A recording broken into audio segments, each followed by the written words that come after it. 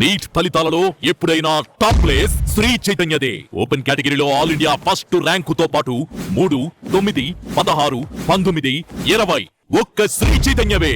Gulf ప్రాంతంలో యుద్ధ జ్వాలలు మరింత ఉవ్వెత్తున ఎగిసిపడుతున్నాయి. ఇరాన్ పారామిలిటరీ దళం రివల్యూషనరీ గార్డ్స్ లక్ష్యంగా అమెరికా సైన్యం భీకర వైమానిక దాడులకు తెగబడింది. జోర్డాన్లో అమెరికా సైనికుల మృతికి ప్రతీకారంగా ఈ దాడులు జరిగాయి. యుద్ధం ప్రారంభమైనప్పటి నుంచి ఇప్పటి వరకు 16 మంది అమెరికా సైనికులు మరణించగా 430 మందికి పైగా గాయపడ్డారు.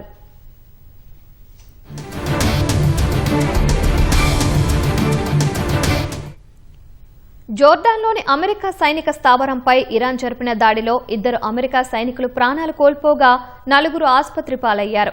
మరొక సైనికుడు గల్లంతయ్యాడు. ఈ దాడులకు ప్రతీకారంగా అమెరికా సెంట్రల్ కమాండ్ 8వ రోజు ఇరాన్పై బాంబుల వర్షం కురిపించింది. ఇస్లామిక్ రెవల్యూషనరీ గార్డ్స్ IRGC స్థావరాలే లక్ష్యంగా ఈ దాడులు జరిగాయి. పర్వతలోయల్లో దాచిన ఇరాన్ బాలిస్టిక్ క్షిపణులు, డ్రోన్ నిల్వ కేంద్రాలు, తీర ప్రాంత నిఘా వ్యవస్థలు, వైమానిక రక్షణ వ్యవస్థలను అమెరికా క్షిపణులు నామరూపాలు లేకుండా చేశాయి. ఇరాన్ వైపు ఈ తాజా దాడుల్లో 50 మందికి పైగా మరణించగా 500 మందికి పైగా గాయపడినట్లు సమాచారం.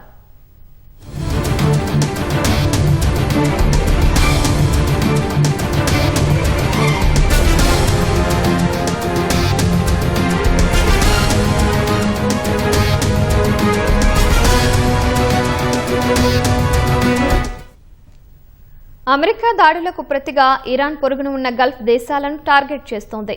కువైట్లోని పవర్ గ్రిడ్లు, నీటిని శుద్ధి చేసే డీశాలినేషన్ ప్లాంట్లపై ఇరాన్ విరుచుకుపడడంతో ఆ దేశంలో మంచినీటి సంక్షోభం తలెత్తింది. నిన్న రాత్రి సౌదీ అరేబియాలో కూడా క్షిపణి హెచ్చరిక సైరన్లు మోగాయి. ఇప్పటి వరకు సురక్షితంగా ఉన్న యునైటెడ్ అరబ్ ఎమిరేట్స్ పై కూడా ఇరాన్ కన్ను పడింది. ఇరాన్ ప్రభుత్వ అనుబంధ వార్తా సంస్థ ఫార్స్ ఒక సంచలన ప్రకటన చేసింది. అమెరికా గనక దాడులు ఆపకపోతే దుబాయ్, అబుదాబి విమానాశ్రయాలను, అలాగే జెజలి అలీ, ఫుజైరా ఓడరేవులను తక్షణమే ఖాళీ చేయాలని హెచ్చరించింది. ఈ హెచ్చరికలపై గల్ఫ్ కోఆపరేషన్ కౌన్సిల్ తీవ్రంగా స్పందించింది. పౌర మౌలిక సదుపాయాలపై దాడులు చేయడం అంతర్జాతీయ చట్టాల ప్రకారం ఘోరమైన యుద్ధ నేరమని మండిపడింది. అత్యంత సంయమనం పాటించాలని గల్ఫ్ దేశాలు పిలుపునిచ్చాయి. హర్మూజ్ జలసంధి వేదికగా జరుగుతున్న ఈ యుద్ధం కేవలం గల్ఫ్ ప్రాంతానికే పరిమితం కాకుండా అంతర్జాతీయ చమురు మార్కెట్ను, ప్రపంచ ఆర్థిక వ్యవస్థను తీవ్ర సంక్షోభంలోకి నెట్టే ప్రమాదం కనిపిస్తోంది.